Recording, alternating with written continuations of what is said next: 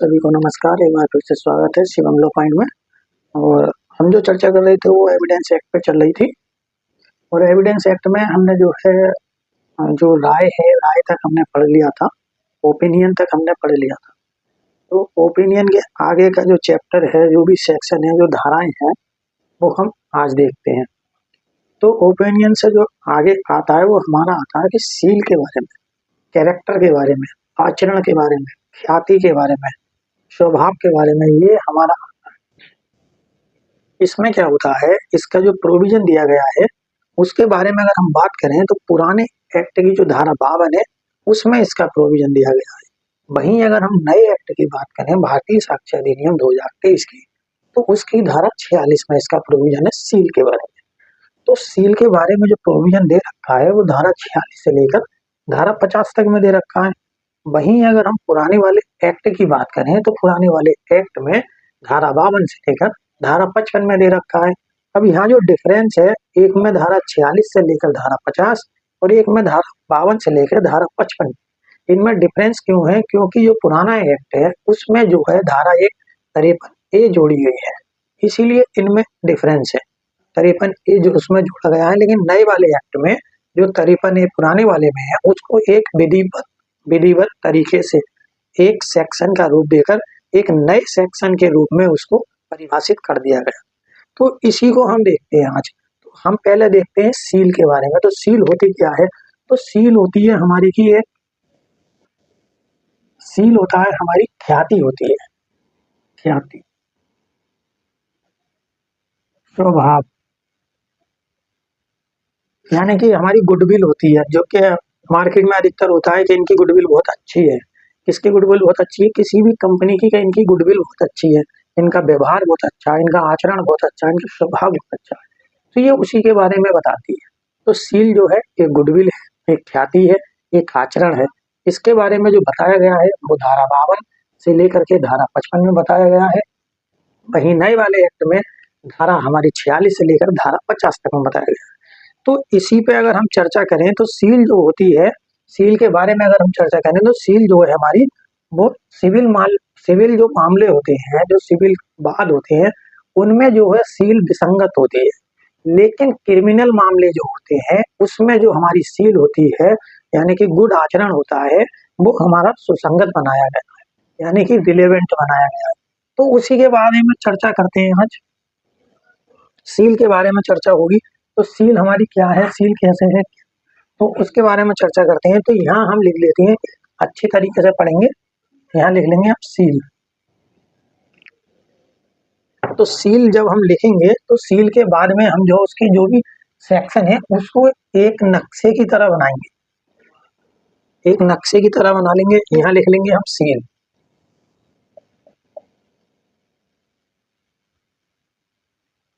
ठीक है, अब हमने यहाँ लिख लिया सील। अब सील के बाद में हम क्या करेंगे, इसमें धारा है हमारी धारा 46 से लेकर धारा 50। फिर इसके बाद में हम क्या करेंगे, इसी को अलग अलग डिवाइड कर देंगे। ऐसे धारा 46 से लेकर धारा 50 और पुराने वाले में धारा 52 से लेकर धारा 55 में सील के बारे में बताया गया है। वहीं अगर हम इसमें तो सील के बारे में हम जिक्र कर रहे हैं। तो सील क्या होता है? एक कैरेक्टर होता है, एक ख्याति होती है, एक व्यक्ति की गुडविल होती है, जिससे उस व्यक्ति का व्यवहार के बारे में हमें पता चलता है, उसके आचरण के बारे में पता चलता है, उसके कैरेक्टर के बारे में पता चलता है। तो यही होती है सील।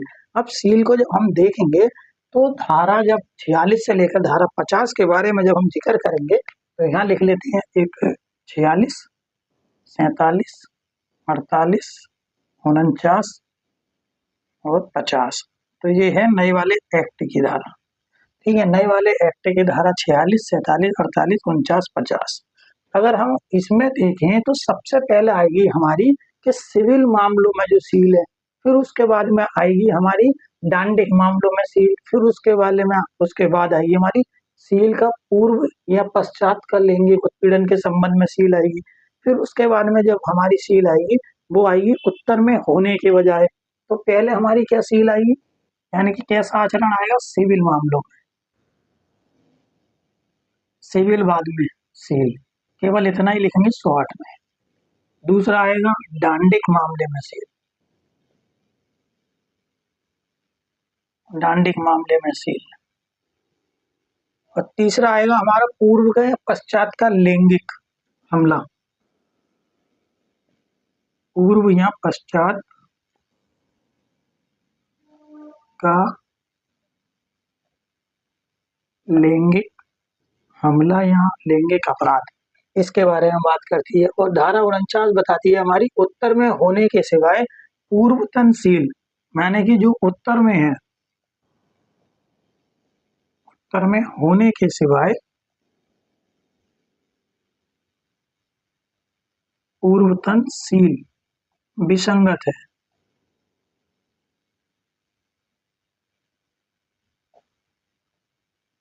क्या है?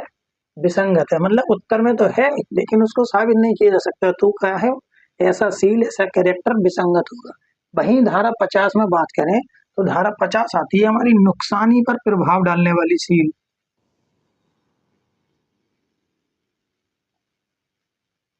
नुकसानी पर प्रभाव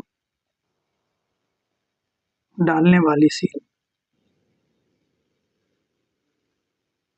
वहीं अगर हम देखें तो नुकसानी के लिए जो हमने पढ़ा था वो पीछे भी एक सेक्शन पढ़ा था, जो पुराने वाले एक्ट का सेक्शन था 12 और नए वाले एक्ट का है धारा 10, वो भी नुकसानी के बारे में जिक्र करती है ना। और पुराने वाले एक्ट की यानी कि ओल्ड धारा है वो है 12, ठीक है, इसके बारे में जिक्र किया गया। अब इसमें हम देखते हैं कि सिविल मामले में यानी कि सिविल वाद में सील तो धारा 46 है, ठीक है। वहीं अगर हम बात करें इसकी पुराने वाले एक्ट की तो वहां ये हो जाएगी धारा 52 सिविल मामले में सील के संबंध में। वहीं डांडिक मामले में सील की हम बात करें तो वहां ये हो जाएगी धारा 53, धारा 47 की धारा 53। वहीं अगर हम पूर्व या पश्चातवर्ती लैंगिक हमले के बारे में बात करें तो वहां हो जाएगी धारा 48 की धारा 53A।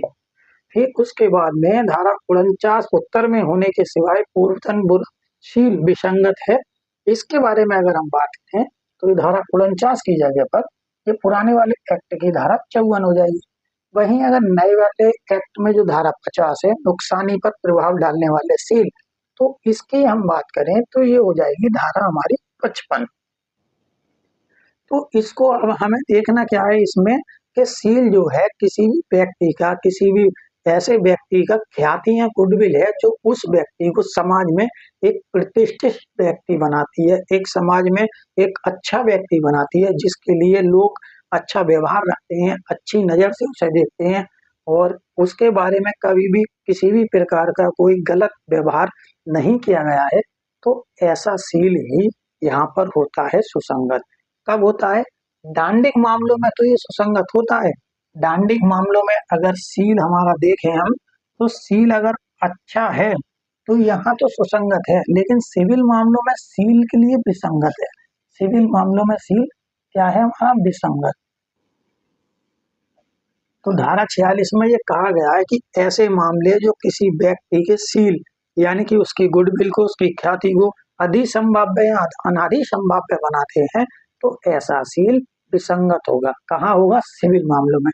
लेकिन वहीं अगर डांडिक मामले में हम बात करें तो डांडिक मामले में उस अपराध को निर्धारित करते समय अगर ये दर्शा दिया जाता है कि ऐसे व्यक्ति का जिसके विरुद्ध ये अपराध सिद्ध हुआ है उस व्यक्ति का बहुत ही अच्छा आचरण है, बहुत ही अच्छा कैरेक्टर है, वह अच्छे गुडविल का व्यक्ति है, उसने कभी भी किसी प्रकार का किसी भी व्यक्ति को, चाहे व्यक्ति हो या जानवर हो, किसी भी प्रकार की कोई हानि नहीं पहुंचाई है, तो ऐसा सील जो होगा डांडिक मामलों में रिलेवेंट होगा यानी कि सुसंगत होगा। तो यहाँ जो डांडिक मामलों में सील होगा वो रिलेवेंट होगा यानी कि सुसंगत होगा। डांडिक मामलों में सील सुसंगत। वहीं अगर हम बात करें धारा 48 की पूर्व का या पश्चात का लैंगिक हमला, अब इसमें क्या होता है? इसमें एक एग्जाम्पल के तौर पे हम देख लेते हैं कि एक व्यक्ति का किसी भी कारणवश किसी आपराधिक मामले में बलात्कार को लेकर के उसका जो आचरण है वो सिद्ध होता है कि हाँ इसने बलात्कार किया। लेकिन वहीं क्या होता है, वहीं जो प्रतिपक्षी का जो वकील होता है, जो प्रतिवादी का जो वकील होता है, वह ये साबित करता है कि ऐसे व्यक्ति के विरुद्ध पूर्व में भी लैंगिक हमले का अपराध किया गया था। तो ऐसे व्यक्ति का द्वारा जो कथन किया गया है, जो अपराध किया गया है, उसके बारे में जो प्रोविजन है वो धारा 48 में दिया गया है।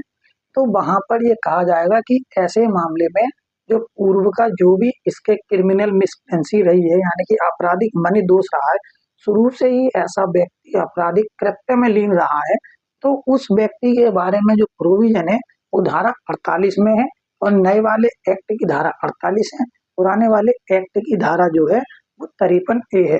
तो उसी के बारे में क्या है, तो जो एग्जाम्पल है हमारा वो है पुराने वाले एक्ट की धारा 376A, B, C, D, E, ऐसे जो है 376 और 354 के जो अपराध हैं उनके बारे में बात करती है हमारी धारा 48, यानी कि धारा 53A पुराने वाले एक्ट की।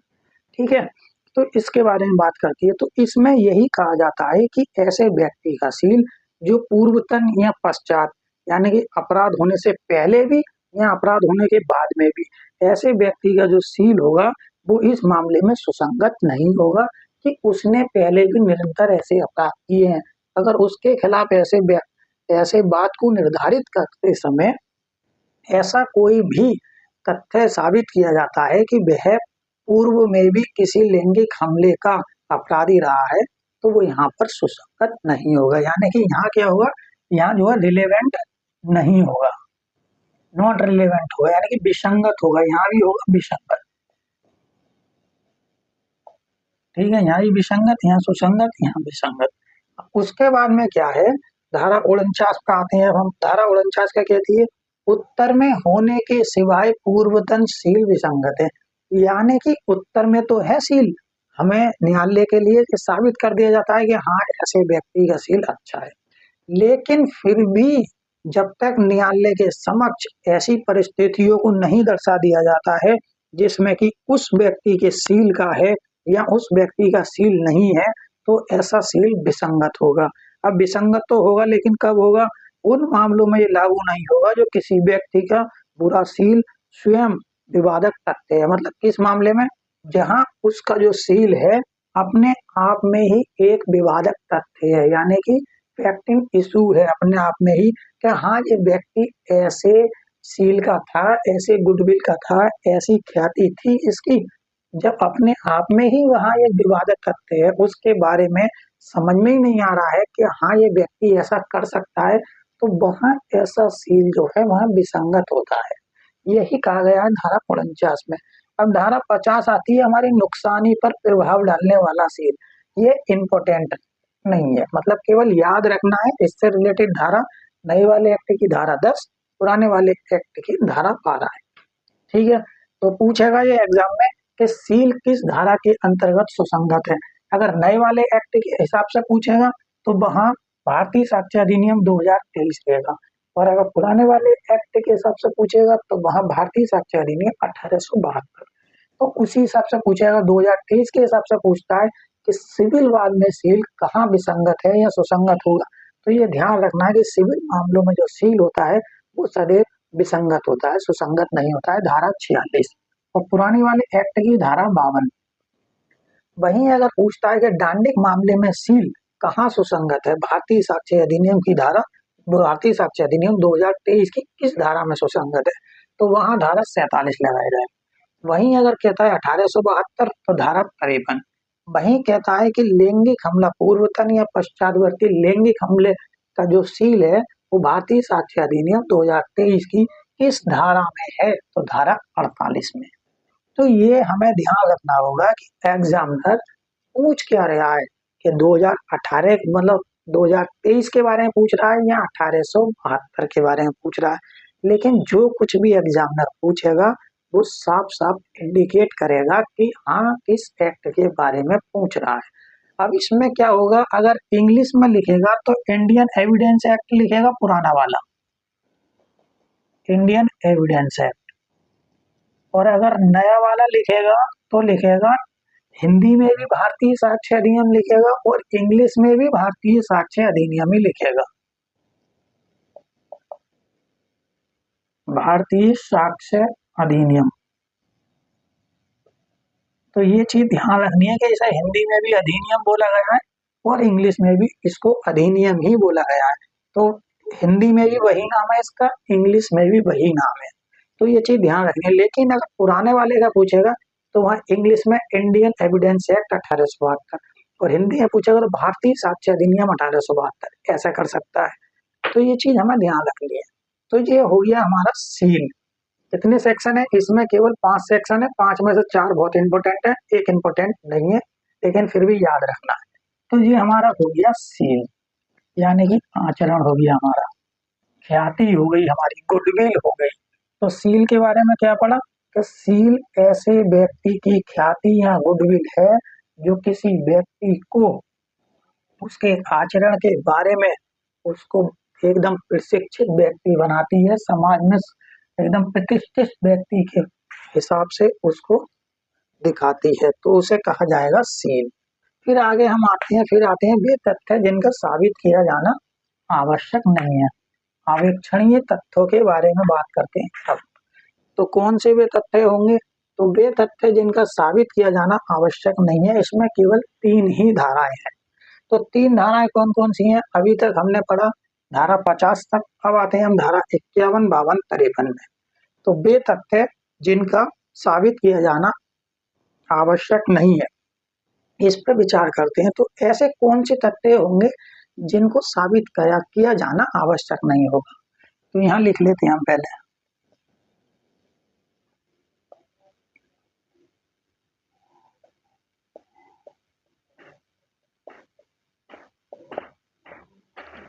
इनका साबित किया जाना आवश्यक नहीं है।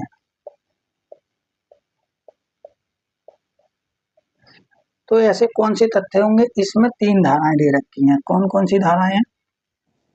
3 धाराएं इसमें दे रखी हैं, ठीक है। तो 3 धाराएं कौन कौन सी दे रखी हैं? धारा 51 नए वाले एक्ट की, धारा 52 और धारा 53, ये नए वाले एक्ट की धाराएं हैं, ठीक है। अब इसमें क्या कहा गया है कि ऐसे कौन से तथ्य होंगे जिनका साबित किया जाना आवश्यक नहीं है? तो न्यायिक रूप से अवेक्षणीय तथ्यों को साबित किया जाना आवश्यक नहीं है, धारा 51 के अंतर्गत। और धारा 52 के अंतर्गत अगर हम देखें तो वे तथ्य जिनकी न्यायालय स्वयं न्यायिक अपेक्षा करेगा उनको साबित किया जाना आवश्यक नहीं है। और तीसरा है जिन तथ्यों को स्वीकृति कर ली गई है उनको साबित करना आवश्यक नहीं है। तो धारा 51 में हम लिखते हैं न्यायिक रूप से अवेक्षणीय तथ्य।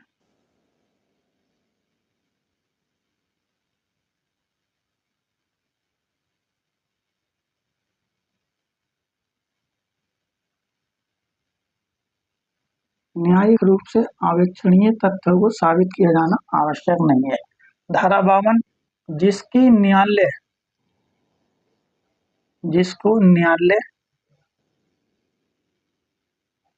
स्वयं क्या करेगा? जिसकी न्यायालय स्वयं अवेक्षणा करेगा, क्या करेगा? जिसकी न्यायालय स्वयं अवेक्षा करेगा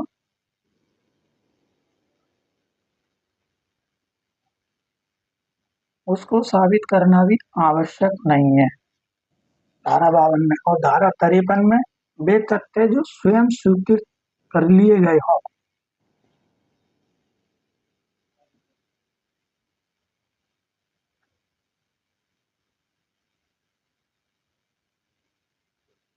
वे तथ्य जो स्वयं स्वीकृत कर लिए गए हों उनको साबित करना भी आवश्यक नहीं है।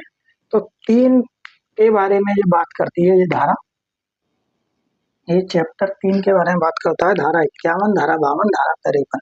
वहीं अगर हम देखें पुराने वाले एक्ट की धारा है तो धारा 51 की जगह पर हो जाएगा धारा 56, पुराने वाले एक्ट की यहाँ धारा 57 और यहाँ धारा 58। तो ये देखना है हमें। तो न्यायिक रूप से अवेक्षणीय तथ्य मतलब कि ऐसे तथ्य जिनको साबित किया जाना आवश्यक नहीं है। कैसे तथ्य होंगे? जैसे कि हमारे समाज में प्रचलित के हमारा तिरंगा झंडा है, हमारे समाज का कॉन्स्टिट्यूशन, हमारे देश का कॉन्स्टिट्यूशन इस तारीख को लागू हुआ, उसमें इतने अनुच्छेद हैं, ये विधि हमारे यहाँ लागू होती है। तो इन तथ्यों को साबित करना आवश्यक नहीं है। वहीं अगर बात करें जिसको न्यायालय स्वयं अपेक्षा करेगा धारा 52 की, तो वहां पर क्या कहा गया है? तो वहां पर ये प्रोविजन दिया गया है कि ऐसे तथ्य जिसकी न्यायालय स्वयं अपेक्षा करेगा। अब न्यायालय स्वयं अपेक्षा करेगा यानी कि अपेक्षा करनी होगी न्यायालय को, वो कैसी अपेक्षा करनी होगी? तो एक तो यहाँ हो गया कि ऐसे तथ्य जिनको हम साबित नहीं कर सकते, ठीक है, जिनका साबित करना आवश्यक नहीं है। और एक हो गया यहाँ के हमें क्या साबित नहीं करना है, जो न्यायालय स्वयं उसकी अपेक्षा कर लेगा। तो यहाँ पर दिया गया है जैसे भारतीय सेना हमारी, ठीक है, हमारा क्षेत्रफल भारत का, भारतीय ध्वज, भारत की विधि, भारत की लोकल विधि, भारत की जनजातियां, भारत की भाषाएं, भारत के लोक नृत्य, ऐसे बहुत सारे बिंदु इसमें दिए गए हैं, उसकी न्यायालय जो है स्वयं अपेक्षा करेगा। अब वहीं पर आते हैं हम धारा 53 पे, तो स्वयं स्वीकृत कर लिए गए हों ऐसे तथ्यों को भी साबित करने की आवश्यकता नहीं है, उसे भी न्यायालय स्वयं ही अवक्षणीय तथ्य मानेगा।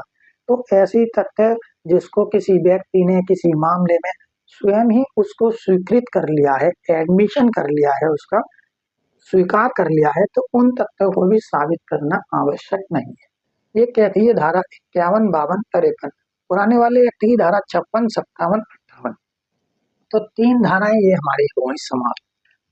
ठीक, अब नेक्स्ट पॉइंट है हमारा मौखिक साक्ष्य के विषय में। नेक्स्ट है हमारा तो मौखिक साक्ष्य के विषय में, तो ऐसे कोई भी दस्तावेज या इलेक्ट्रॉनिक साक्ष्य मौखिक साक्ष्य के द्वारा साबित किए जा सकेंगे, इसके बारे में बताया गया है अगले उसमें। तो इसमें केवल हमारी 3 ही धाराएं हैं। कितनी धाराएं? 3 धाराएं केवल। तो 3 धाराएं हमारी धारा नहीं, 3 नहीं, 2 ही धाराएं, धारा 54, 55 पुराने वाले, नए वाले एक्ट की, और धारा 59, 60 पुराने वाले एक्ट की। तो यहाँ हम लिख लेते हैं मौखिक साक्ष्य के विषय में।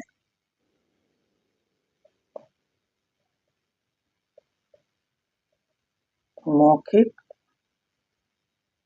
साक्ष्य के विषय में, ऑरल एविडेंस, ठीक है, मौखिक साक्ष्य के विषय में इसमें केवल 2 धाराएं हैं हमारी।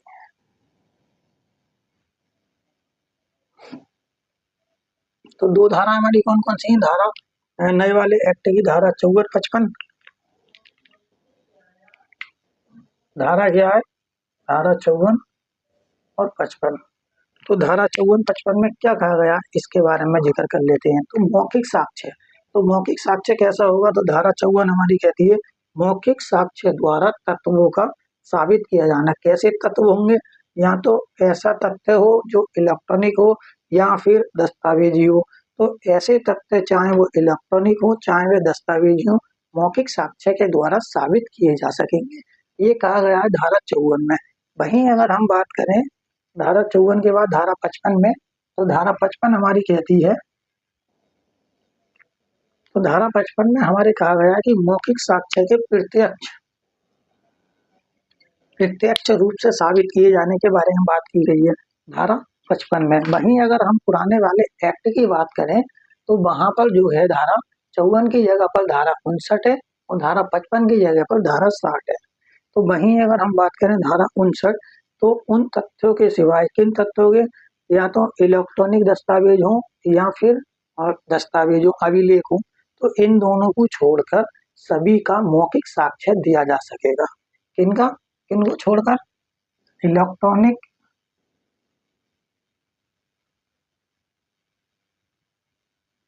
इलेक्ट्रॉनिक साक्ष्य या दस्तावेजी, इनके सिवाय, यानी कि इन दोनों को छोड़ करके किसी भी उसका मौखिक साक्ष्य दिया जा सकेगा, किसी भी तथ्य का मौखिक साक्ष्य दिया जा सकेगा, ये कहती है धारा 54। और धारा 55 हमारी क्या कहती है? धारा 55 कहती है मौखिक साक्ष्य प्रत्यक्ष होना चाहिए। मतलब कि मौखिक साक्ष्य जो होना चाहिए वह ऐसा होना चाहिए जिसको स्वीकार किया जा सके।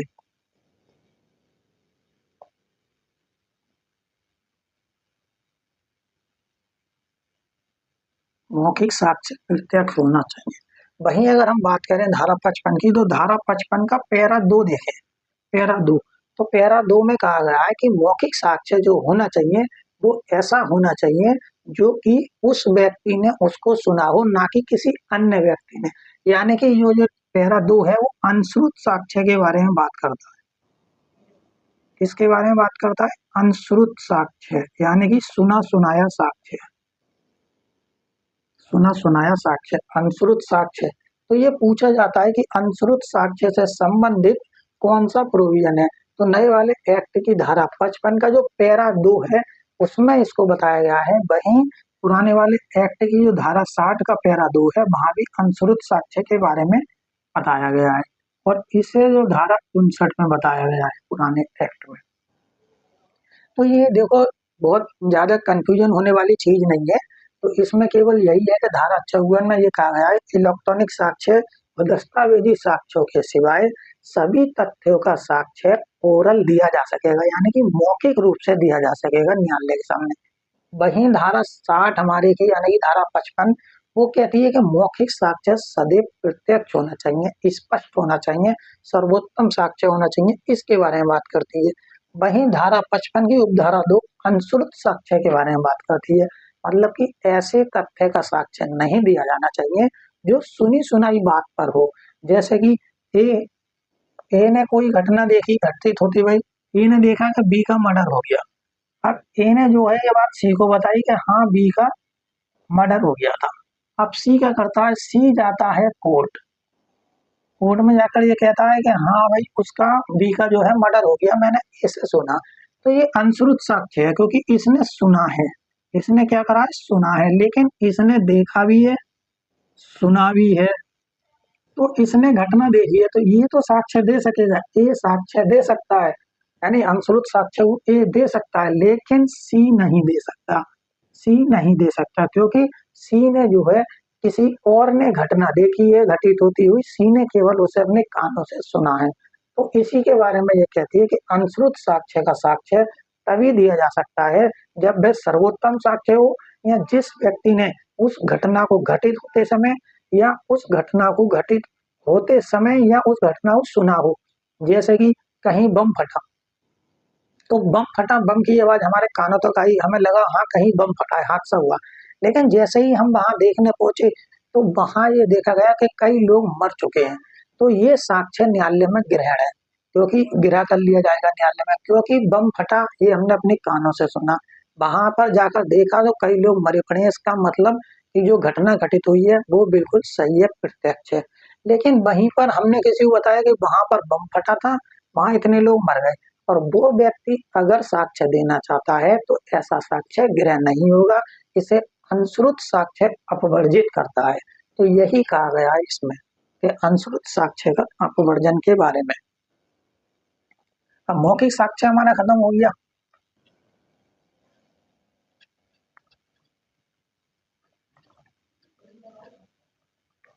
अब मौखिक साक्ष्य के बाद हम आते हैं आगे दस्तावेजी साक्ष्यों के विषय में। तो दस्तावेजी साक्ष्यों के विषय में देखते हैं अब। तो दस्तावेजी साक्ष्य हमारे क्या होंगे?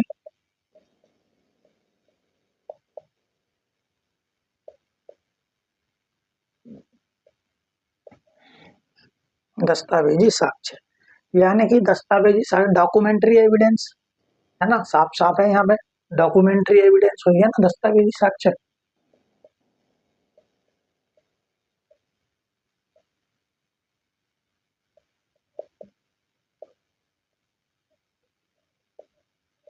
डॉक्यूमेंट्री एविडेंस दस्तावेजी साक्ष्य के बारे में आगे जो चैप्टर है वो है। इसमें क्या है? इसमें ये है कि कोई भी साक्ष्य है जो दस्तावेजी साक्ष्य है तो दस्तावेजी साक्ष्य वो सर्वोत्तम साक्ष्य माना जाता है, जिसकी कोई काट नहीं होती, ये अकाट्य होता है, मतलब कि इसे काटा नहीं जा सकता, क्योंकि दस्तावेज में जो है लिखित है, प्रावधानित है, ये सारे के सारे दस्तावेजी साक्ष्य सर्वोत्तम साक्ष्य होते हैं। वहीं अगर देखा जाए मौखिक साक्ष्य के बारे में, तो मौखिक साक्ष्य की उतनी वैल्यू नहीं होती है जितने की दस्तावेजी साक्ष्य की वैल्यू होती है।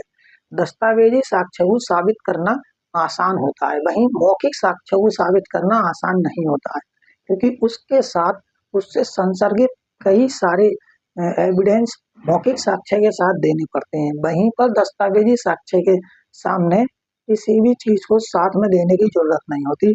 दस्तावेजी साक्ष्य अपने आप में ही परिपूर्ण होता है, क्योंकि दस्तावेजी साक्ष्य डॉक्यूमेंट्री एविडेंस होता है जिसको साबित करना न्यायालय के लिए भी आसान होता है और न्यायालय उसको स्वीकार करता है और निर्णय पर पहुंचता है। तो इसीलिए डॉक्यूमेंट्री साक्ष्य को सर्वोत्तम साक्ष्य माना जाता है। अब इसमें आगे देखते हैं हम, तो आगे इसमें देखते हैं हम धाराएं।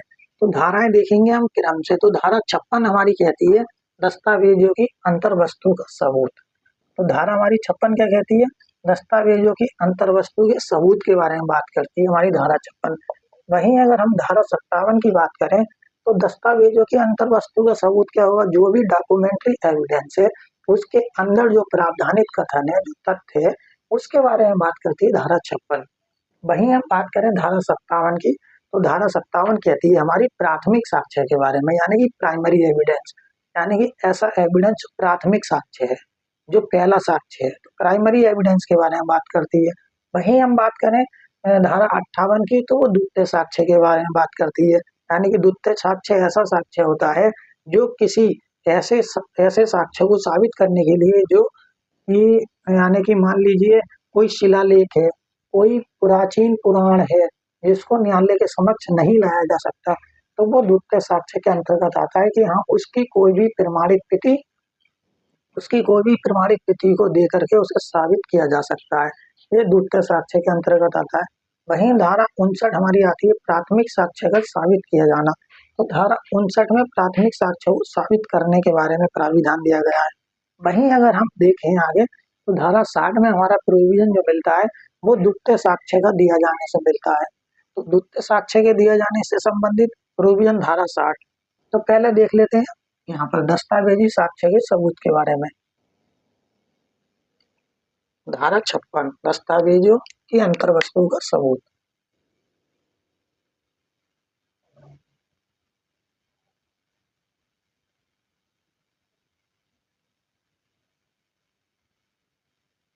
अंतर्वस्तु का सबूत।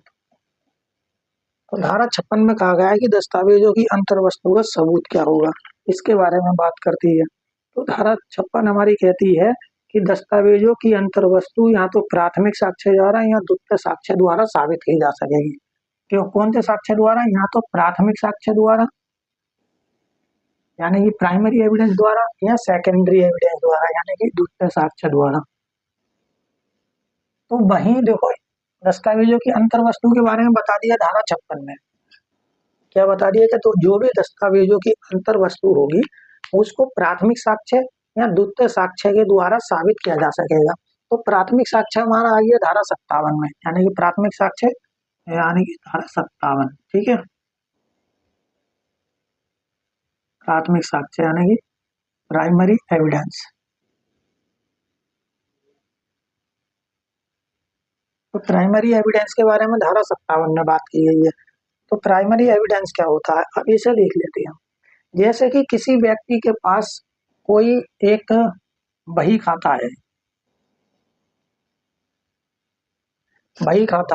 तो इस बही खाते को जो है व्यक्ति न्यायालय में पूरे बही खाते को तो दे नहीं सकता। ठीक है, पूरे बही खाते को तो दे नहीं सकता, लेकिन वहीं पर अगर हम देखें किसी व्यक्ति के पास टिकट है और उसे ये साबित करना है कि उसके पास टिकट था, तो उसने बिना टिकट यात्रा नहीं की, तो ये टिकट जो है न्यायालय में दे दिया जाएगा। टिकट जो है न्यायालय में जमा कर दिया जाएगा, कह दिया जाएगा मेरे पास टिकट था।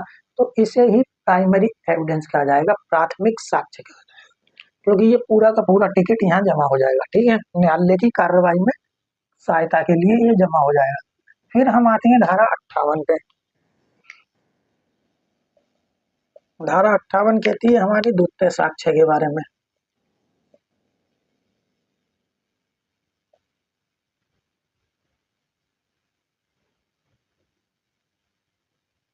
Secondary evidence. तो धारा 58 हमारी सेकेंडरी एविडेंस के बारे में प्रावधान करती है। अब सेकेंडरी एविडेंस क्या होता है? अब मान लीजिए कोई शिलालेख है, अब कोई शिलालेख है, शिलालेख पर कोई चीजें उत्कीर्ण कर रखी है, यानी कि लिख रखी है। अब हमें उसे न्यायालय में साबित करना है, तो पूरी शिलालेख को तो लेके जाएंगे नहीं न्यायालय में, तो क्या करेंगे? शिलालेख का या तो कोई एक फोटो ले लेंगे, है नहीं, या एक फोटो ले लेंगे, या किसी प्रकार से उसकी वीडियोग्राफी कर लेंगे, तो ऐसे जो साक्ष्य होगा वो द्वितीय साक्ष्य के अंतर्गत आएगा, क्योंकि प्राइमरी साक्ष्य तो ये हो गया शिलालेख हमारा, अभी से तो साबित कर नहीं सकते, या कोई ऐसी वस्तु है जो किसी लोक दस्तावेज है, तो लोक दस्तावेज होने के नाते उस वस्तु को जो है हम पूरी तरीके से साबित नहीं कर सकते, लेकिन उसकी प्रतिलिपि उसकी साबित की जा सकती है, उसकी प्रतिलिपि को हम साबित कर सकते हैं, तो ये आएगा सेकेंडरी एविडेंस में। तो यही इसमें कहा गया है कि सेकेंडरी एविडेंस और प्राइमरी एविडेंस, यानी कि इसकी प्रतिलिपियां, जो प्रमाणित प्रतिलिपियों की प्रतिलिपियां होती हैं वो सेकेंडरी एविडेंस में आएंगी। यानी कि अब मान लीजिए कोई हाई स्कूल का वो है, हाई स्कूल का हमारा रिजल्ट कार्ड है, ठीक है। अब रिजल्ट कार्ड को हमें किसी ने चैलेंज करा, लेकिन हमें दिखाना था कि हमने हाई स्कूल इतनी सन में पास हो चुके हैं, तो हम हाई स्कूल की जो प्रमाणित प्रति होगी, इसकी जो प्रतिलिपि होगी, प्रतिलिपि जो होगी, इसकी जो कॉपी होगी, उसको हम न्यायालय में पेश कर सकते हैं। कैसी कॉपी होगी? अटेस्टेड होगी, है ना, अटेस्टेड होगी ये कॉपी, तो इसको हम न्यायालय में पेश कर सकते हैं। तो यही हमारा सेकेंडरी एविडेंस, यानी कि द्वितीय साक्ष्य। अब इसके बारे में क्या होता है, द्वितीय साक्ष्य के बाद में अब हम आते आगे धारा 59 पे। तो धारा 59 क्या कहती है? हमारी प्राथमिक साक्ष्य द्वारा साबित किया जाना। अब जो हमने यहाँ पर जो प्राथमिक साक्ष्य जो दिया था वो हमारा आ जाएगा धारा 59 में, साबित किया जाना।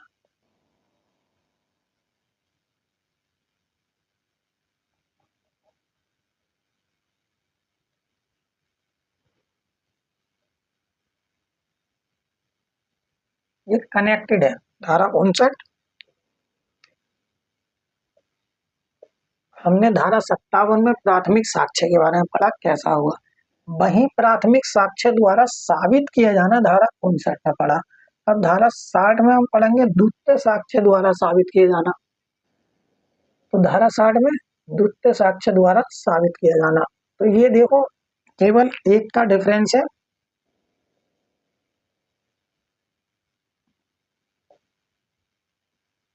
द्वितीय साक्ष्य द्वारा साबित किया जाना,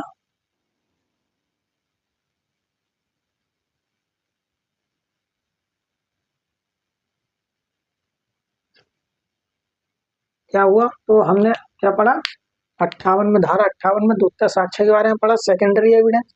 तो इसको साबित कहाँ किया जाएगा? धारा 60 में इसको साबित किया जाएगा।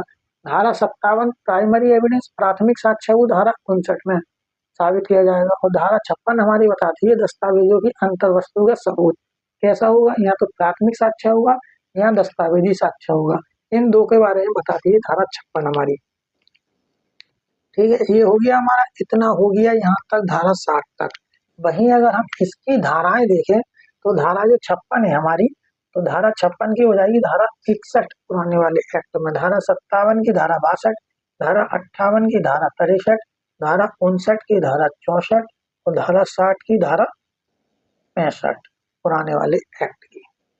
तो ये भी ध्यान रखना है कि कौन सी धारा पुराने वाले एक्ट में किसमें थी और कौन सी नए वाले में किसमें हो गई है, तो इसके बारे में भी ध्यान रखना है। फिर इसके बाद में आती है हमारी धारा 61। धारा 61 हमारी कहती है इलेक्ट्रॉनिक दस्तावेजों के बारे में बात करती है। तो धारा 61 को भी हम देख लेते हैं यहीं पे, इलेक्ट्रॉनिक दस्तावेज।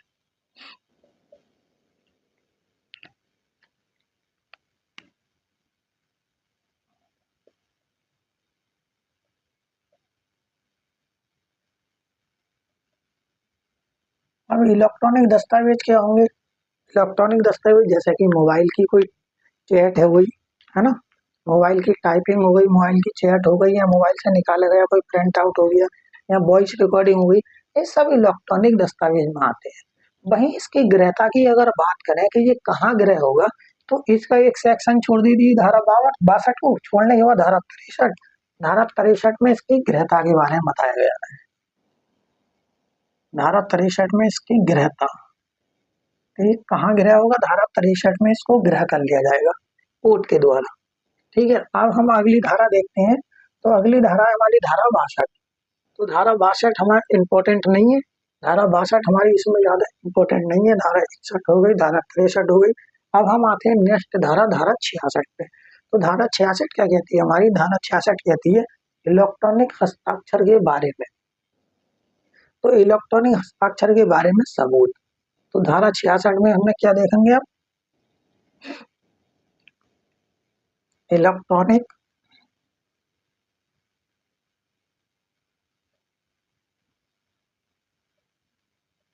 हस्ताक्षर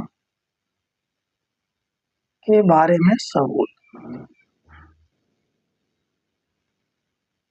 इलेक्ट्रॉनिक हस्ताक्षर के बारे में सबूत धारा 66 कहती है। वहीं अगर हम बात करें पुराने वाले एक्ट की, तो वहां है धारा 65A। ठीक है, धारा 65A वहां पर बात करती है, नहीं 65 नहीं 67A में इसका प्रयोग भी है ना इलेक्ट्रॉनिक हस्ताक्षर के बारे में।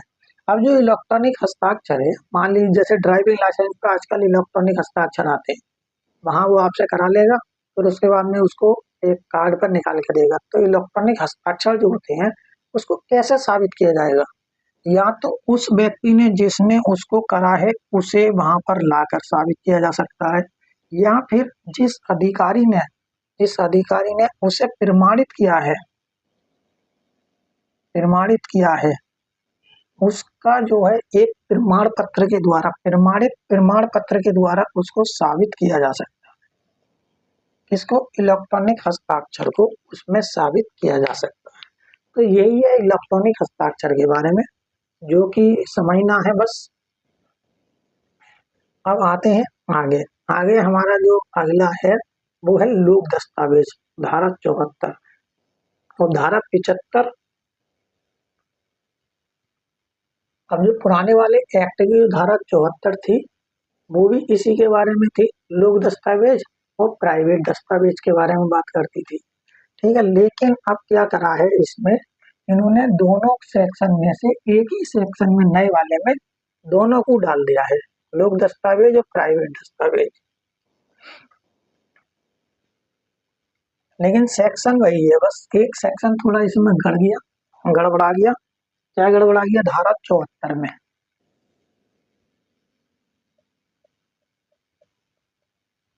धारा 74 हमारी बात करती है लोक दस्तावेज के बारे में,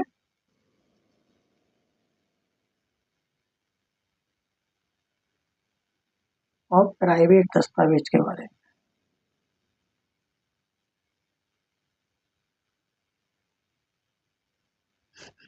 तो वही अगर पुराने वाले में बात करें तो वहां थी लोक दस्तावेज, वहां था धारा 74 में, और ये था धारा 75 में। कहाँ, ओल्ड में। ठीक, ओल्ड में बात करें तो धारा 74, धारा 75 में, और नए में धारा 74 में ही दोनों को परिभाषित कर दिया गया, दोनों को एक जगह इकट्ठा कर दिया गया धारा 74 में। अब इसमें क्या कहा गया है, इसमें क्या है कि लोक दस्तावेज वह दस्तावेज होती है जो किसी ऐसे व्यक्ति के कब्जे में होती है या ऐसे अधिकारी के कब्जे में होती है जो संपूर्णतः संपन्न है, या कोई लोक अधिकारी है, या नगर पालिका हो गई आपकी, या रजिस्टर्ड कोई सोसाइटी हो गई, तो उसको लोक दस्तावेज कहा जाता है। अब क्या होता है कि नगर पालिका में जन्म प्रमाण पत्र, ठीक है, नगर पालिका में, और मृत्यु प्रमाण पत्र, गृह निवास, जलकल, नगर निगम, इन सब में क्या होता है, उस जो भी क्षेत्र होता है उसका सारा ब्यौरा इनमें होता है। तो इनकी अगर कोई चीज हमें साबित करनी है तो ये जो है लोक दस्तावेज के अंतर्गत आती है। तो इनमें अगर किसी व्यक्ति को कुछ देखना है तो वह व्यक्ति लोक दस्तावेज में आवेदन करेगा, और जो भी फीस निर्धारित है उस निर्धारित फीस को अदा करने के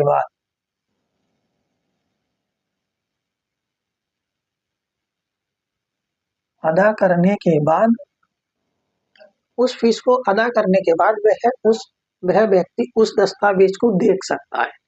इसमें प्रोविजन किया गया है लोक दस्तावेज में। वहीं अगर प्राइवेट दस्तावेज की बात करें तो प्राइवेट दस्तावेज में आता है कि वह दस्तावेज जो किसी व्यक्ति की पर्सनल हो, जैसे कि पर्सनल है, जैसे कि घर का, मकान का जो बैनामा, ठीक है, खसरा खतौनी, है ना, पहचान पत्र उसका, तो ये आ गई पर्सनल में। तो यही है इसमें प्राइवेट दस्तावेज और लोक दस्तावेज में।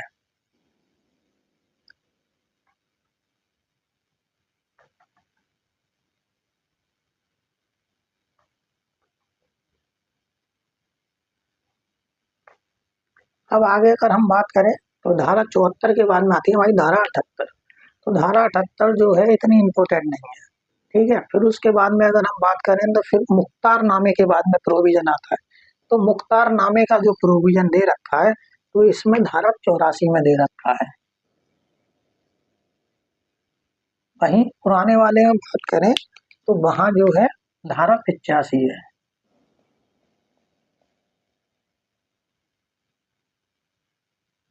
ओल्ड वाली धारा 85। तो मुख्तार नामे के बारे में बात करती धारा 84 में नए वाले में और धारा 85 में, ठीक है। वहीं अगर आगे देखें तो आगे हमारा दे रखा है, इस मुख्तार नामे को पावर ऑफ अटॉर्नी बोलते हैं, जनरली भाषा में पावर ऑफ अटॉर्नी, इसको ध्यान रखना है। वहीं अगर हम आगे चले तो आगे जब हम आएंगे तो फिर इलेक्ट्रॉनिक साक्ष्य के बारे में, गृहता के बारे में बताया गया। तो इलेक्ट्रॉनिक साक्ष्य जो होगा उसकी गृहता क्या होगी, तो इलेक्ट्रॉनिक संदेश के बारे में, इलेक्ट्रॉनिक साक्ष्य के बारे में, अवधारणा के बारे में इसको देखेंगे। और 30 वर्ष पुरानी, ठीक है। तो पहले आते हैं हम इलेक्ट्रॉनिक संदेशों के बारे में अवधारणा। तो इलेक्ट्रॉनिक संदेशों के बारे में अवधारणा धारा 90 में की गई है।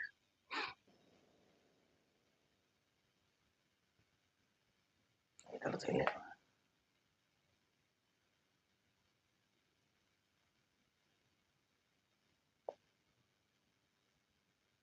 इलेक्ट्रॉनिक मैसेज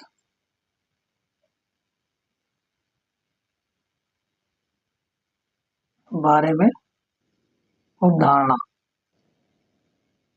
जहाँ धारा 90। अब इलेक्ट्रॉनिक मैसेज के बारे में अवधारणा क्या करी जाएगी।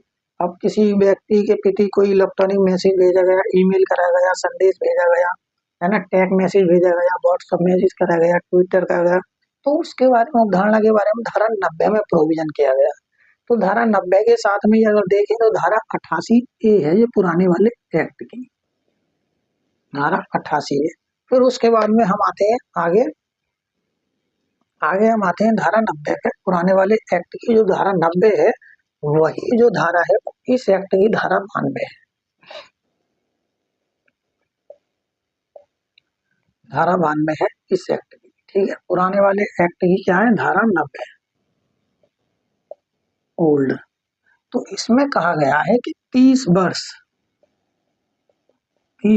पुराने दस्तावेज के बारे में अवधारणा,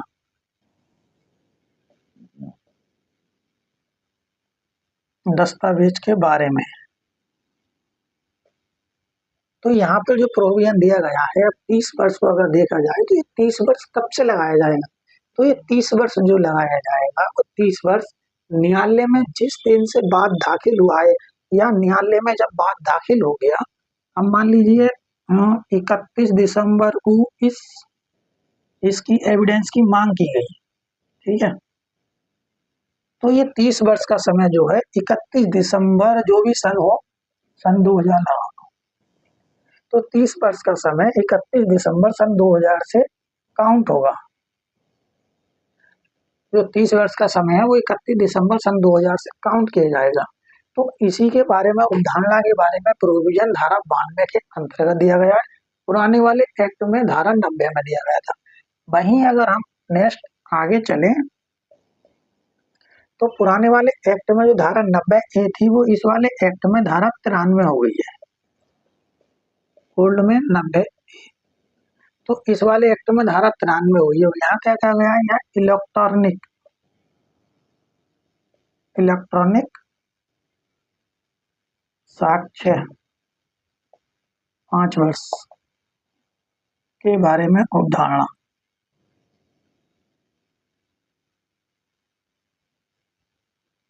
ठीक है। के बारे में अवधारणा। तो ऐसा कोई भी इलेक्ट्रॉनिक साक्ष्य है तो उसके बारे में जो अवधारणा है वो उस तिथि से की जाएगी जो न्यायालय के द्वारा उस साक्ष्य को यानी उस तथ्य को साबित करने के अंतराल 5 वर्ष के अंदर अंदर जो हो उस समय को काउंट होगा। जिस दिनांक में न्यायालय के सामने उसको मांगा गया है, न्यायालय में उसको पेश करने के लिए कहा गया है, उस दिनांक से 5 वर्ष का समय काउंट किया जाएगा। इसमें ये कहा गया। फिर उसी के बाद आते हैं आगे धारा पुराने वाले की धारा 92 और धारा 95 नए वाले की। तो इसमें क्या कहा गया है धारा 95 में, ये बहुत इंपॉर्टेंट धारा है। तो मौखिक करार के साक्ष्य का जो है अपवर्जन करती है, जहाँ तक कि जो भी मौखिक एग्रीमेंट होते हैं उनको अपवर्जित करती है धारा 95। तो क्या है, मौखिक करार को अपवर्जित करती है धारा 95। वही अगर इसको देखा जाए तो ओल्ड में धारा 92 है, धारा 92, ठीक है।